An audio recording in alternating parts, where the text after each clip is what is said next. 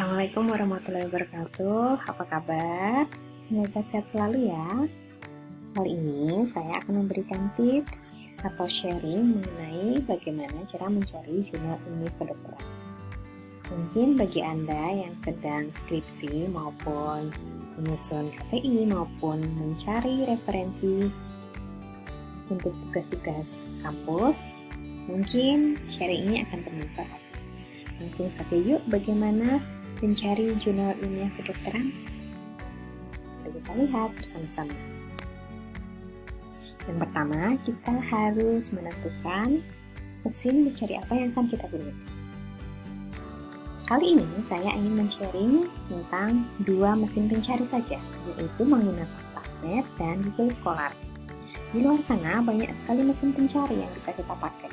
Namun, kali ini saya hanya akan fokus ke dua mesin pencari ini saja, karena hanya dari dua database itu saja hasil pencarian atau naskah ilmiah yang akan muncul akan sangat banyak sekali.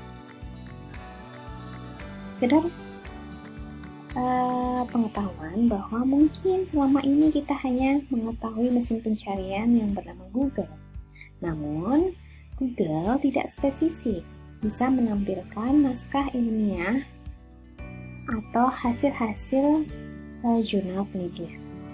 Nah, pada kali ini saya akan menampilkan PubMed dan Google Scholar. Langsung saja yuk kita lihat bagaimana cara menggunakan PubMed. Oke, yang pertama tentu saja kita harus menuju ke website atau laman PubMed. Caranya adalah kita bisa mengetik kata-kata PubMed di mesin pencarian Google. Lalu kita klik saja PubMed. Atau dengan cara yang lain, yaitu kita bisa mengetikkan alamat PubMed di kolom pencarian. Ini adalah alamat yang bisa kita ketikkan pada mesin atau kolom pencarian ini. Dan ini merupakan tampilan laman PubMed. Ini adalah tampilan terbaru, karena sebelumnya tampilan PubMed tidak seperti ini. Ini merupakan tampilan yang terbaru. Oke, sekedar pengetahuan bahwa PubMed merupakan database yang berisi tentang naskah ilmiah kedokteran yang meliputi medical, nursing, maupun dentistry. Selain berisi naskah ilmiah, PubMed juga berisi database mengenai buku. Oke, dan apabila kita menuju laman ini, itu adalah gratis. Kita tidak dibutuhkan biaya apabila ingin mengakses laman ini. Oke, lalu bagaimana caranya kita mencari artikel atau naskah yang kita inginkan? Mari kita lihat. Langkah selanjutnya adalah kita bisa mengetikkan keyword atau kata kunci yang ingin kita cari sesuai dengan topik yang kita inginkan pada kolom pencarian ini. Dalam hal ini saya mencontohkan dental caries karena basic saya adalah kedokteran gigi. Maka saya akan mengetikkan dental caries di kolom ini, lalu saya akan mengklik search. Oke. Maka yang terjadi adalah hasil pencarian, hasil naskah ilmiah yang muncul adalah sebanyak 58.455 hasil. Oh no, ini sangat banyak. Bagi saya tidak mungkin bisa membaca 58.000 sekian naskah. Maka saya membutuhkan hasil pencarian yang lebih sempit, lebih sedikit. Lalu bagaimana caranya? Caranya adalah kita bisa menggunakan penerapan filter. Di sebelah kiri dari laman ini tersedia beberapa macam filter yang bisa kita pakai. Contohnya, apabila saya ingin mendapatkan naskah yang gratis, maka saya akan menerapkan atau mengklik free full text.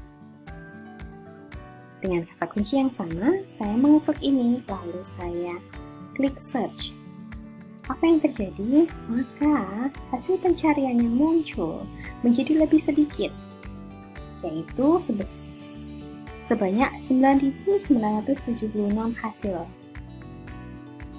Sebagai informasi, tidak semua naskah yang muncul di PubMed itu adalah gratis. Beberapa naskah di PubMed adalah berbayar dan itu tidak murah. Karena saya inginnya gratis, maka saya cukup klik free full text di sini. Dan hasilnya masih banyak. Menurut saya, hasil sekian itu masih sangat banyak. Dan saya tidak mungkin bisa membaca semua naskah sebanyak ini. Maka saya masih akan menerapkan beberapa filter, yaitu karena saya ingin mencari tipe artikel berupa systematic review, maka saya mengklik kolom systematic review di sini. Kita bisa mengklik sesuai yang kita inginkan tipe artikelnya.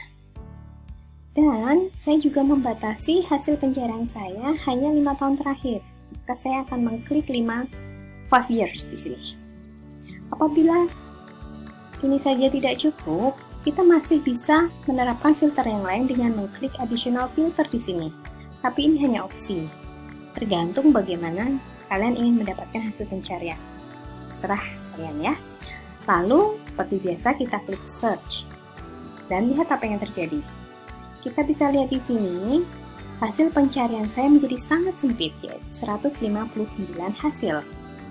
Bagi saya, hasil ini logis, bagi saya possible untuk saya membacanya. Maka saya mengakhiri hasil pencarian saya sampai di sini. Oke, saya rasa untuk sampai sekian sudah paham ya. Mari kita lanjut ke bahasan selanjutnya. Oh, belum ternyata. Oke. Apabila kita sudah mendapatkan hasil pencarian, maka bagaimana cara mendownloadnya? Kita bisa mengklik salah satu judul. Contoh ya, saya klik judul yang ini.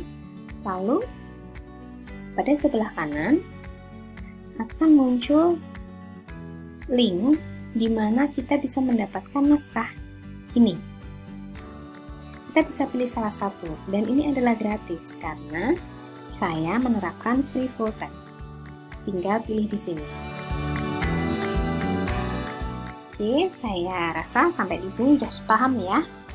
Selanjutnya adalah, terkadang kita mencari naskah, kita kebingungan karena ternyata kita tidak berhasil mendapatkan naskah yang kita ingin. Lalu kita berpikir, apa mungkin ya belum ada orang yang melakukan penelitian tentang topik yang kita cari? Ternyata belum tentu.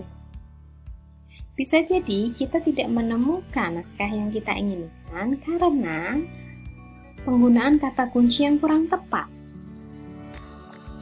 Maka di sini saya ingin memberikan sharing mengenai bagaimana kita menggunakan atau menerapkan kata kunci agar mendapatkan hasil naskah yang kita inginkan.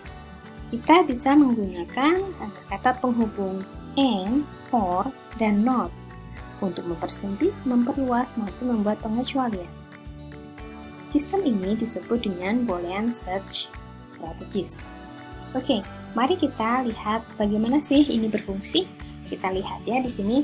Apabila saya ingin mempersempit pencarian, apabila saya ingin hasil naskah yang muncul nanti adalah naskah yang berisi kedua kata ini, dental and caries jadi satu, maka saya bisa mengetikkan kata and di antaranya.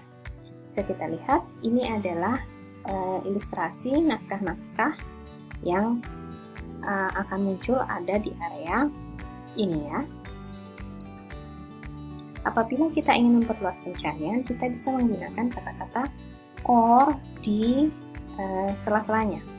Contohnya, apabila kita menginginkan semua naskah yang berisi dental atau caries atau keduanya, maka kita bisa menggunakan kata or. Namun, apabila kita ingin mempersempit pencarian, maka kita bisa menggunakan kata-kata not. dental not caries, yang artinya naskah yang akan muncul hanya berisi artikel yang memuat kata dental, tetapi tidak karies. Hati-hati dengan penggunaan kata not karena otomatis hasil pencarian kita akan lebih sempit. Oke, jadi tergantung kita bagaimana apa yang kita inginkan. Kata kunci yang lain, maksud saya kata hubung yang lain bisa menggunakan tanda petik untuk mempersempit pencarian. Apabila kita ingin mempersempit pencarian dental karies harus jadi satu kata-kata ini, maka kita bisa memberikan tanda petik. Atau apabila kita ingin perluas, maka kita bisa mengetikkan kata-kata lalu diberikan tanda bintang. Contohnya dalam hal ini saya mengetik dan kemudian diberi tanda bintang di akhirannya. Maka nanti hasil pencarian yang muncul adalah naskah yang berisi kata-kata dentin, dentis, ataupun dental. Oke. Mari kita ke slide selanjutnya ya. Lalu bagaimana cara menerapkan Boolean search strategis ini? Oke. Kita bisa menerapkan Boolean search strategis secara manual dengan mengetik di kolom pencarian ini dental, ketik N, karies, dental atau karies, dental not karies, kemudian klik search seperti biasa. Namun beruntungnya PubMed ini menyediakan Boolean search strategis secara otomatis dengan cara mengklik advance di sini yang saya lingkarkan. Bagaimana caranya? Berikut ini adalah caranya. Langkah yang pertama, begitu kita mengklik advance, maka tampilannya akan menjadi seperti ini. Langkah yang pertama, kita bisa mengklik di sini ya. Kita bisa memilih field apa.